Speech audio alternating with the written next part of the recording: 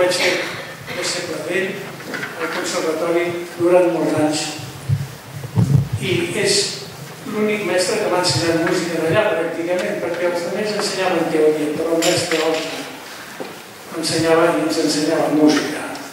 I tots els que hem pogut ser hereus del seu ordenat i del seu doctorat, doncs li estem molt agraïts, perquè era com entrar en un oasi, quan entraves a la classe amb ell, perquè parlava de música, no de teoria.